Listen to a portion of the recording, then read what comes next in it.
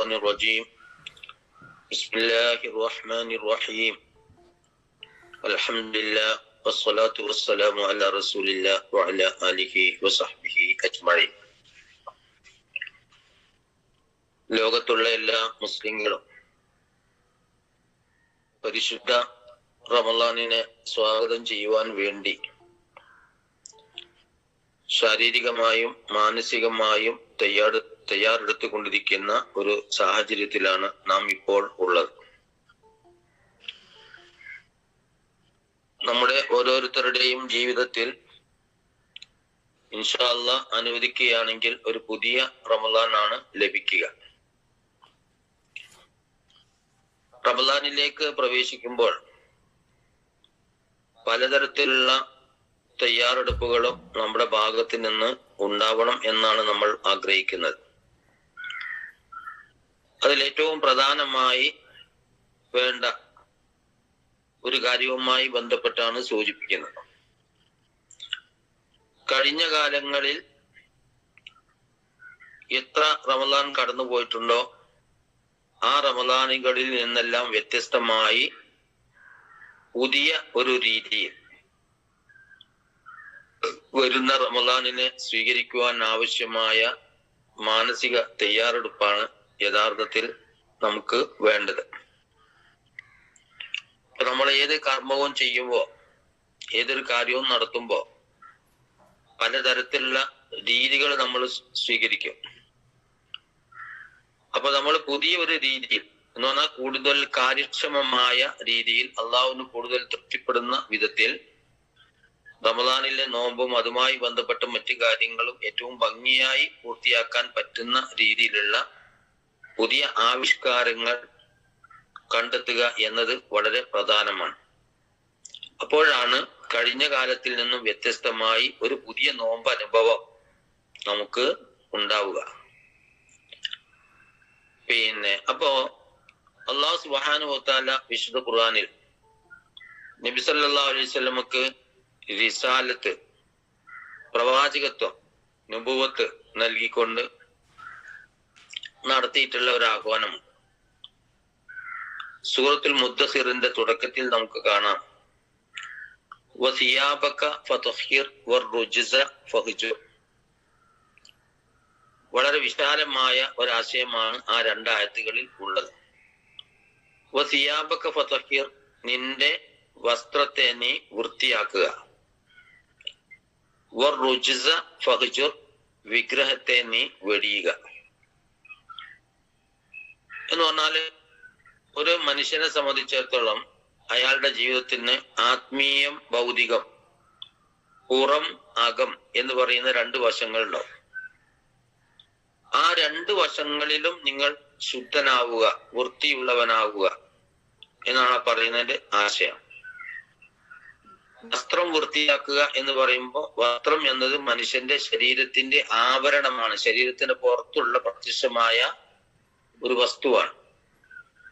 അത് വൃത്തിയായിരിക്കുക, നജസുകളിൽ നിന്നും മറ്റു വൃത്തികേടുകളിൽ നിന്നും ശുദ്ധമായിരിക്കുക.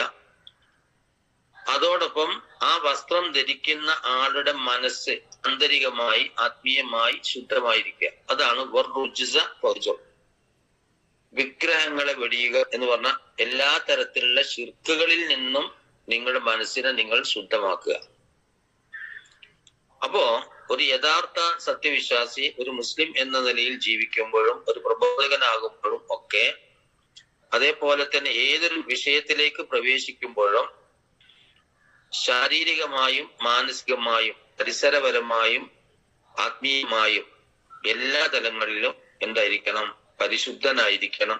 അതിനുള്ള ശ്രമം ഉണ്ടാകണം എന്നുള്ളതാണ്. അപ്പോ റമളാനിലേക്ക് പ്രവേശിക്കുന്ന നമ്മെ സംബന്ധിച്ചിടത്തോളം നമ്മുടെ ശരീരം, നമ്മുടെ വസ്ത്രങ്ങൾ, നമ്മുടെ വീട്, നമ്മുടെ പരിസരം, നാമുമായി ബന്ധപ്പെട്ട ഭൗതികമായ മറ്റ് ചുറ്റുപാടുകൾ, അതെന്തായിരിക്കുക? പരമാവധി ശുദ്ധമാവുക, സാധ്യമാകുന്ന അളവിൽ വൃത്തിയാക്കിയെടുക്കുക. അതിനേക്കാൾ പ്രധാനമായി നമ്മുടെ മനസ്സിനെ, നമ്മുടെ ആത്മീയമായ തലത്തെ ശിർക്ക്, തൗഹീദിന് വിരുദ്ധമായ ശിർക്കൻ ആചാരങ്ങളിൽ നിന്നും വിശ്വാസങ്ങളിൽ നിന്നും നിലപാടുകളിൽ നിന്നും ഭൗതികമായ താല്പര്യങ്ങളിൽ നിന്നും ഒക്കെ എന്താക്കണം, ശുദ്ധി ചെയ്തെടുക്കണം. അത് കുറെ പാടുള്ള ഒരു സംഗതിയാണ്. അത് കേവലം നമ്മളൊരു എന്താ പറയാ, ശിർക്കിനെ സംബന്ധിച്ച് നമ്മൾ സാധാരണ മനസ്സിലാക്കുന്ന ഈ മറ്റുള്ളവരെ വിളിച്ചു പ്രാർത്ഥിക്കുക, നേർച്ച വഴിപാടുകൾ മറ്റുള്ളവർക്ക് അർപ്പിക്കുക എന്ന കാര്യങ്ങളിൽ മാത്രം പരിമിതമല്ല അത്.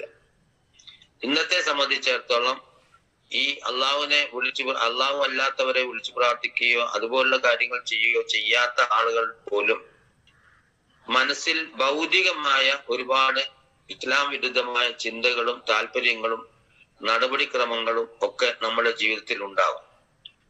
ആ ഭൗതികമായ ചിന്തകളും ഭൗതികമായ പ്രവണതകളും ഭൗതികമായ പ്രമത്തതകളും ഒക്കെ തന്നെ ഒഴിവാക്കുക എന്നത് നോമ്പ് കാര്യക്ഷമമാവാൻ ആവശ്യമാണ്. റമദാനിനെ സംബന്ധിച്ചിടത്തോളം പറയുമ്പോൾ നമുക്കറിയാം, റമദാൻ എന്ന് പറയുന്നത് സത്യത്തിൽ നിഷ്പക്ഷമായി പറഞ്ഞാൽ മുസ്ലിം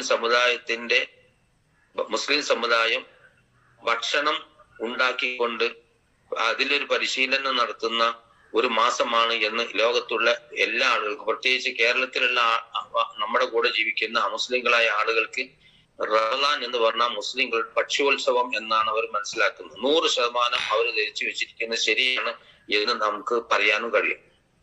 അത്രത്തോളം അധപ്പതിച്ച ഒരു ഘട്ടത്തിലാണ് റമദാൻ എല്ലാ കാലങ്ങളായിട്ട് നമ്മുടെ സമുദായത്തിൽ ഇപ്പൊ നടന്നുകൊണ്ടിരിക്കുന്നത്.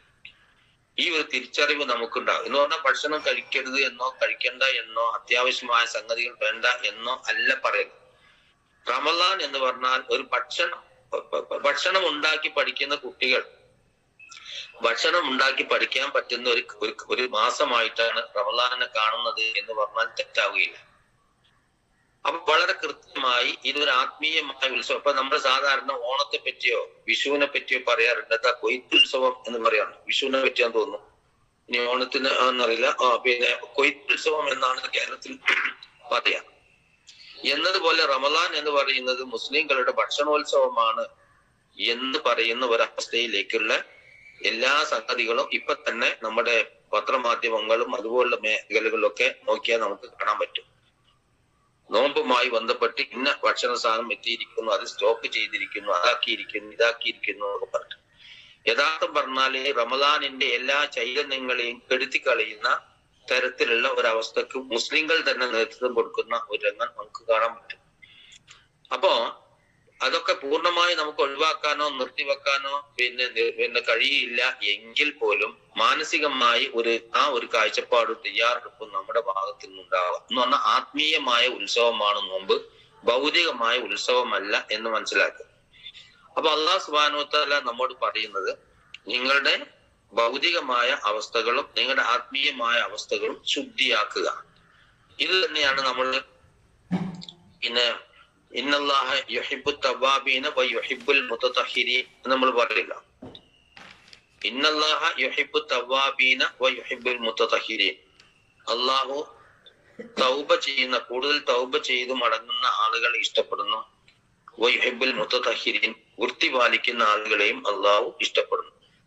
ഇവിടെ തവ്വാബീൻ എന്ന് പറഞ്ഞാൽ ആന്തരികമായി ആത്മീയമായി വിശുദ്ധി പാലിക്കുന്ന ആളുകൾ, മറ്റേത് ഭൗതികമായി വിശുദ്ധി പാലിക്കുന്ന ആളുകൾ.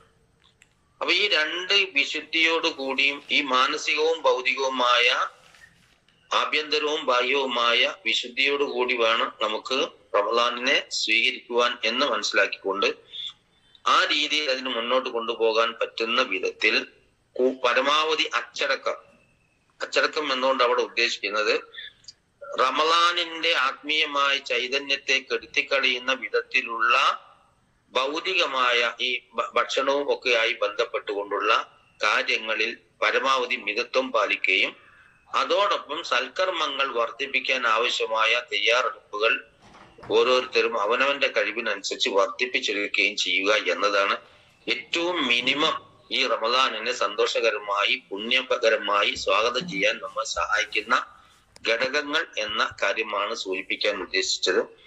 അല്ലാഹു സുബ്ഹാനഹു വ തആല പിന്നെ ഭൗതികമായ ഒരു പ്രാധാന്യം കൊടുക്കാതെ ആത്മീയമായ പ്രാധാന്യത്തോടു കൂടി റമദാനിനെ കാണുകയും വിശ്വസിക്കുകയും ഉപയോഗപ്പെടുത്തുകയും ചെയ്യുന്ന സത്യവിശ്വാസികളിൽ നമ്മെ ഉൾപ്പെടുത്തി അനുഗ്രഹിക്കുമാറാവട്ടെ. അസ്സലാമു അലൈക്കും.